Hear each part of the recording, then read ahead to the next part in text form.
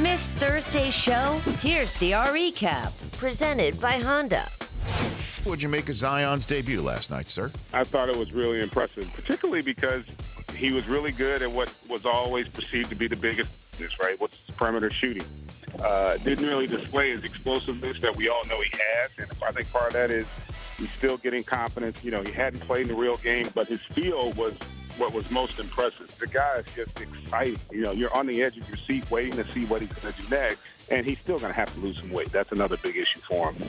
What's best about him is to be a potential superstar, he's about as likable as you could be. Boris Kojo here on the Rich Eisen Show. I put my kids to bed right around the middle of the third quarter and had to catch up on... Two different Zions. Totally. Unbelievable. Because he's got a long career ahead of him, so to be careful and mindful about his physical development and adjusting the way he moves in order to be able to carry that weight that he carries and the way he plays is so explosive. The player that comes to mind to me who had that kind of physical skill was Sean Kemp. I think Zion is probably heavier than I Sean think Kemp. so. So it's almost like if Sean Kemp and Charles Barkley had a baby. Are you in the middle of some of these conversations between teams looking for managers right now?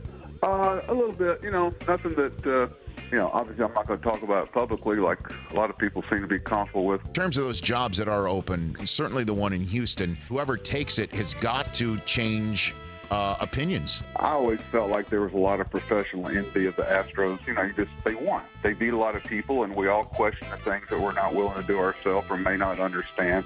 I got to talk to AJ. I think I got a pretty good idea what went on there, and it's going to take a very constant message. You know, you're going to have to turn the cheek a lot. But at the end of the day, you are going to be able to control some things.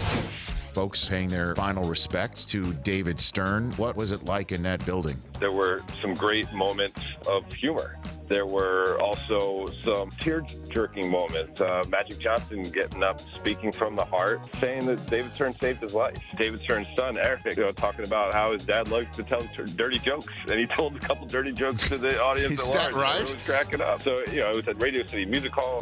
Who would have thought James Dolan ended up looking like a great guy that day because he paid for the entire thing? Right. And you had the greats showed up to pay their respects, which I think says a lot about who the guy was and what he did for the game. Eli Manning. Is Eli Manning a Hall of Famer?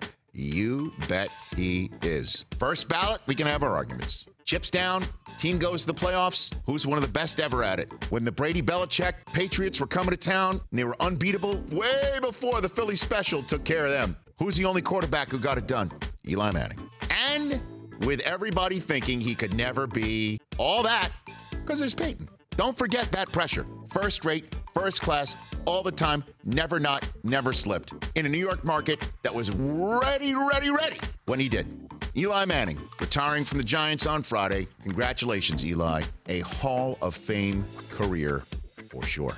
For more Rich Eisen Show, tune to Audience Channel 239 on DirecTV or download the Rich Eisen Show app.